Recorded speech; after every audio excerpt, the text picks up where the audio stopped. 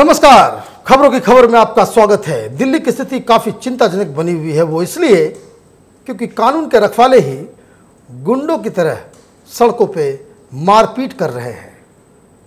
Delhi police के कर्मचारियों को, खाकी वर्दी वालों को दौड़ा दौड़ा कर पीटा जा रहा है। उनके वाहनों को आग लगाया जा रहा है। इतनी पिटाई हो रही है कि कई लोग घायल हो गए हैं। सर फोड़ के पिटाई की जा रही है। और तो और थाने में घुसकर पुलिस वालों को घसीट घसीट कर बाहर खींच कर पिटाई की जा रही है। और देश चलाने वाले जो लोग हैं, खास करके दिल्ली में, जैसे दिल्ली के चीफ मिनिस्टर, वो चुप्पी साधे हुए हैं, ऐसा कि जैसे कुछ देश में हो ही नहीं रहा है। दिल्ली की स्थिति बिल्कुल शांत है। लेफ्टिनेंट गवर्नर वो भी चुप बैठे हुए हैं, गृह मंत्री वो भी चुप बैठे हुए हैं। दिल्ली अर्बन मिनिस्ट्री के अंदर आती है तो जो हमारे केंद्रीय अर्बन मिनिस्टर हैं उनकी तरफ से भी कोई बयान नहीं। कोर्ट्स, जजेस सब चुप। और तो और जितने अधिकारी हैं वो भी, उन लोगों ने खामोशी इख्तियार कर लिया है। और पुलिस के जो सीनियर ऑफिसर्स हैं वो अपनी नौकरी बचाने के लिए अपने जो नीचे जो ऑफिसर्स हैं जो सड़क पे पिटाई खा रहे हैं उनको एक भीड़ के हवाले छोड़ दिया है। इतनी खौफनाक स्थिति दिल्ली में पहले नहीं देखी गई कि जहां पुलिस वालों को एक मुजरिम की तरह, जैसे कोई पॉकेट मार होता है उसकी लोग पिटाई करते हैं, उस तरह से पिटाई हो रही है। और जो देश चलाने वाले लोग हैं, जो जिम्मेदार लोग हैं, वो बिल्कुल ही शर्मसार करने वाला बिहेवियर, उनका बर्ताव अब तक रहा है। और मजबूरन पुलिस वालों ने प्रोटेस्ट किया है। इतिहास में शायद पहली बार ऐसा हुआ है कि दिल्ली पुलिस के लोग ही दिल्ली पुलिस कमिश्नर के दफ्तर के बाहर अपनी सुरक्षा के लिए प्रोटेस्ट कर रहे हैं। सवाल यह है कि दिल्ली पुलिस के लोग अपनी ही सुरक्षा के लिए प्रोटेस्ट क्यों कर रहे हैं? क्या है पूरा मसला, इसको जरा समझने की कोशिश करते हैं। और वीडियो के जरिए मैं आपको बताऊंगा कि यह मसला कहां से शुरू हुआ, कब शुरू हुआ और कब यह आउट ऑफ कंट्रोल चला गया। पहला वीडियो देखिए, ये 30,000 का नज़ारा है। 30,000 में ये जो तस्वीरें, जो सीसीटीवी की तस्वीरें, फुटेज आप देख रहे हैं, वो उस जगह की है जहां पे पुलिस वाले कैदियों को लेकर के आते हैं जिनकी पेशी कोर्ट में होती है। और ये जगह बेसिकली पुलिस की गाड़ियों के लिए निर्धारित है। वहां पे आम लोग पार्किंग नहीं कर सकते हैं। लेकिन एक काली कार जो आप देख रहे हैं वो आती है और उस रिस्ट्रिक्टेड पार्किंग में जो पुलिस वालों के लिए बनी हुई है वहां पे ये पार्क करने की कोशिश करते हैं। पुलिस वालों ने मना किया, लेकिन वहां पे बहसा बहसी हो गई। कोई बात नहीं है, ये हो सकता है। इसकी वजह दूसरी एक और है। इसका दूसरा पहलू ये भी है कि वहाँ पे 30,000 कोर्ट में आजकल वहाँ पे चुनाव का माहौल है। तो जिस जगह पे ओरिजिनल पार्किंग थी वहाँ पे टेंट्स वगैरह लग गए हैं। पार्किंग की दिक्कत वैसे भी दिल्ली में है। और ये शख्स जो काली कार में है, कुछ लोग कह रहे हैं कि ये एसजी का लड़का है, वो खुद वकील भी है। तो उसने यहाँ पर आके कार लगाई, पुलिस वालों ने मना किया, बहसा बहसी हुई और मसला वहाँ पे थोड़ी देर के लिए शांत हो गया। लेकिन ये शख्स जो इस काली कार में आया था, जो वकील है, वो वापस अंदर जाता है, कुछ साथियों के साथ बाहर आता है और वहाँ पे ये लोग बिल्कुल ही एग्रेसिव हो जाते हैं, वो हिंसक हो जाते हैं। दूसरा वीडियो आप देखिए, इस वीडियो में साफ साफ नज़र आ रहा है, इसमें एक महिला भी नज़र आ रही है। इन लोगों ने वहाँ पर जो कैदियों को रखने के लिए जो वहाँ पे हवालात किस्म का एक स्ट्रक्चर है, वहाँ ये लोग तोड़फोड़ करने लगते हैं। वहाँ पे गाड़ी में आग भी लगा देते हैं। एक वीडियो ये भी आया कि कुछ वकील थाने के अंदर, उस चौकी के अंदर घुस जाते हैं और वहाँ पे पुलिस वालों को घसीट घसीट के बाहर निकाल रहे हैं, उनकी पिटाई कर रहे हैं। कुछ लोगों का कहना ये है कि पुलिस ने वहाँ पे सेल्फ डिफेंस में गोलियाँ भी चलाई, कुछ घायल भी हुए। क्या हुआ नहीं हुआ ये जाँच का विषय, इसकी जाँच हो रही है। यहाँ तक मसला ठीक है कि at the heat of the moment parking के लिए झगड़ा हुआ, कुछ लोग अंदर गए, दोस्तों को बुला लिया, मारपीट हुई, कानून तोड़ा गया। थाने के अंदर घुस करके आप किसी पुलिस वालों को आप इस तरह से पिटाई नहीं कर सकते। लेकिन ये मसला यहीं पे नहीं थमा। हुआ ये कि घटना 30,000 कोर्ट में हुई, लेकिन इसकी आग बाकी जगह पे फैल गई। घेर घेर कर उसकी पिटाई की। किस तरह से ये लोग बाहर निकल रहे हैं, किसी का सिर फूटा हुआ है, कोई अपनी जान बचा के भाग रहा है। पुलिस वाले ऐसे भाग रहे हैं जैसे लग रहा है कि वो कोई मुजरिम हो, और उनकी पिटाई बहुत ही, उनको संख्या चूंकि पुलिस वालों की कम थी तो उनकी पिटाई जमकर पिटाई हुई।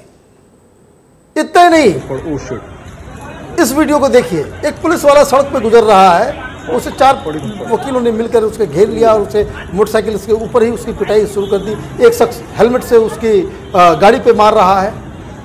हैरान करने वाली बात यह है कि 30,000 की ये आग वो हर जगह वो फैल गई और हर कोर्ट में इस तरह के झड़प की खबरें जो है आने लग गई।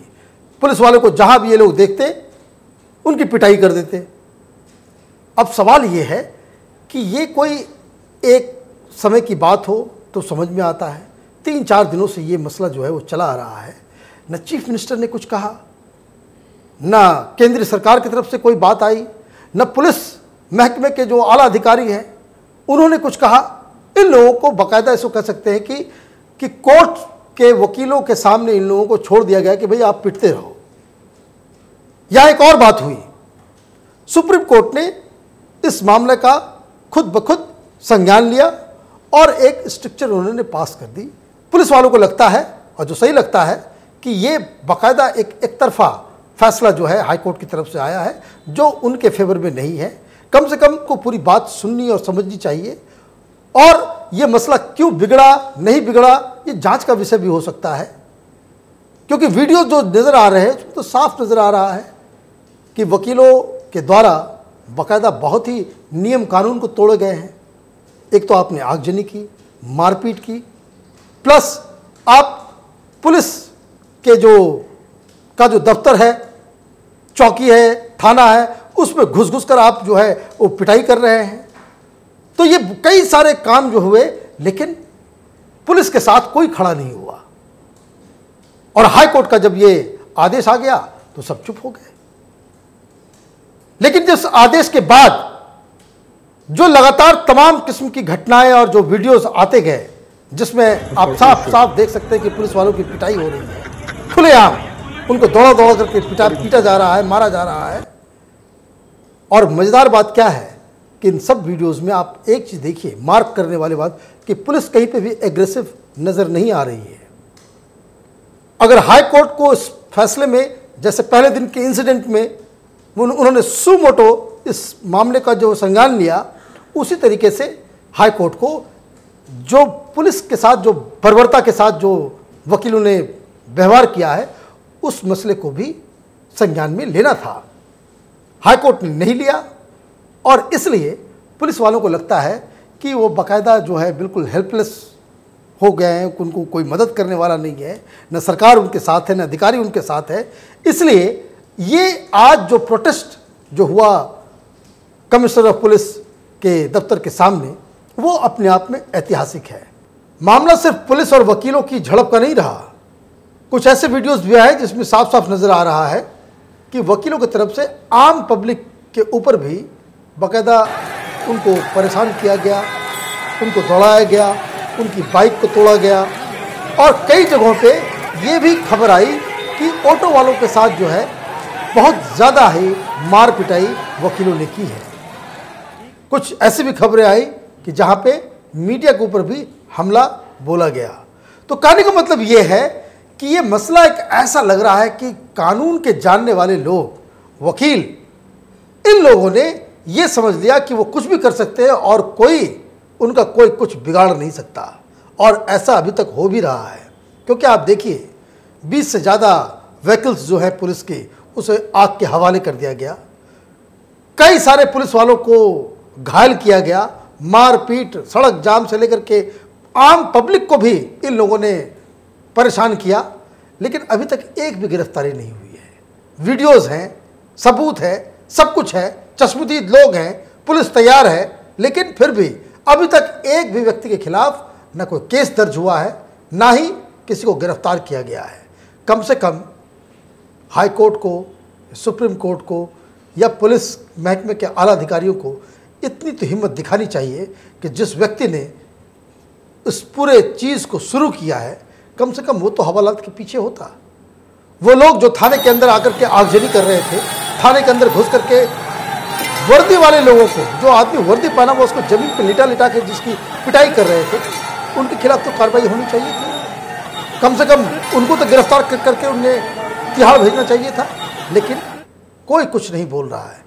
अभी 3-4 दिन हो गए हैं, लेकिन अभी मीटिंग ही चल रही है, बातचीत ही हो रही है। पता नहीं क्यों सब ये कुंभकर्ण की नींद में सोए हुए हैं। क्योंकि आप देखिए कि जिस तरीके से पुलिस वाले बिल्कुल काम धाम छोड़ करके हेडक्वार्टर के सामने प्रोटेस्ट कर रहे हैं, अभी दिल्ली के अंदर कुछ हो जाए तो इसकी जिम्मेदारी किसकी होगी? दिल्ली टेररिस्टों के निशाने पे है। लॉ एंड ऑर्डर एक बहुत बड़ा प्रॉब्लम है, और सारे पुलिस वाले प्रोटेस्ट करने बैठ जाएंगे तो यहाँ लोगों की सुरक्षा कौन करेगा? इसकी किसकी जिम्मेदारी होगी?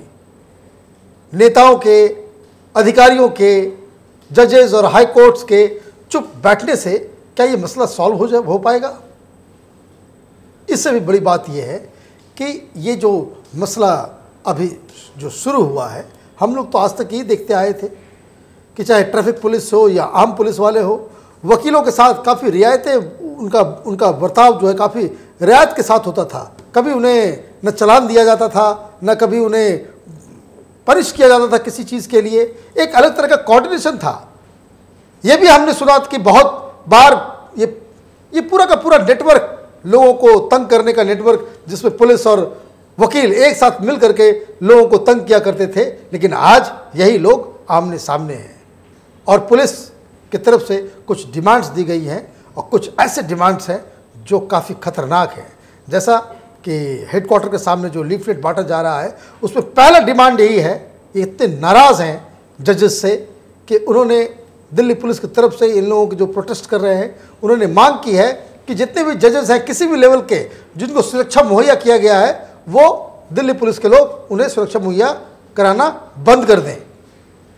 ये बहुत बड़ी बात है, और ये बताता है कि दिल्ली पुलिस के लोगों का, के कर्मचारियों का रोष कितना ज़्यादा है, कितना ज़्यादा गुस्सा है इनके अंदर।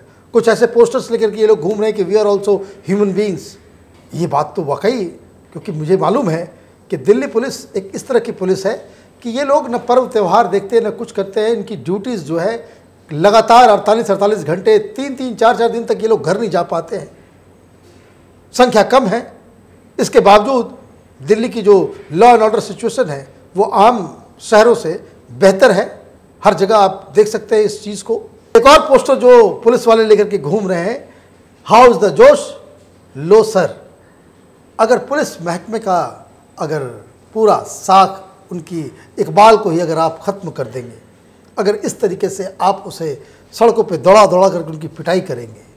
ये पोस्टर्स एग्रेसिव पोस्टर्स नहीं हैं, ये पोस्टर्स बताता है कि दिल्ली पुलिस इस इंसिडेंट के बाद से इन लोगों का जो पूरा जो मोरल जो है वो कितना डाउन हो गया है।